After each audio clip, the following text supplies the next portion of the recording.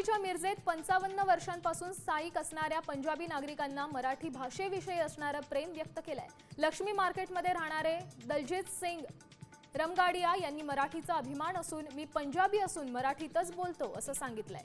मिरजकरांनी दलजीत सिंग यांचं भरभरून कौतुक केलंय।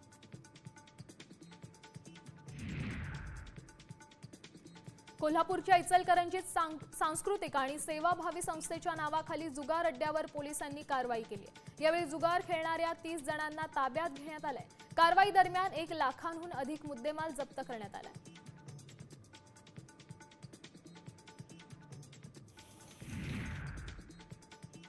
कोल्हापूरच्या पाटपन्हाळामध्ये गव्याने 5 शेतकऱ्यांवर प्राणघातक हल्ला केलाय। यात 2 जण गंभीर जखमी झालेत। त्यांच्यावर सीपीआर रुग्णालयात उपचार सुरू आहेत। दरम्यान शेतकरी शेतात वैरण आणण्यासाठी गेले असताना ही घटना घडली आहे। त्यामुळे परिसरात भीतीचं वातावरण पसरलंय। गुरुपौर्णिमेनिमित्त आज सर्व मानाच्या संतांच्या पालख्यांची पंढरपूरच्या विठ्ठल मंदिरात येऊन विठ्ठल दर्शन घेतलं। संत आणि देव भेटीचा हा सोहळा संपन्न झालाय। संत तुकाराम महाराज, संत ज्ञानेश्वर महाराज यांच्यासह सर्वच मानाच्या संतांच्या पादुकांनी विठ्ठलाची भेट घेतली आहे। गुरु शिष्य भेटीचा हा सोहळा म्हणून विठ्ठल दर्शनाकडे पाहिलं जातं।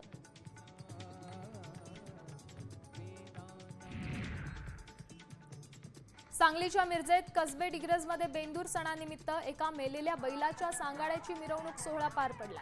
भारतातील सर्वात मोठ्या आकाराचा बैल म्हणून ओळख असलेल्या गजा बैलाचा मृत्यू पश्चात त्याच्या सांगाड्याचा भव्य देखावा आणि मिरवणूक काढण्यात येते।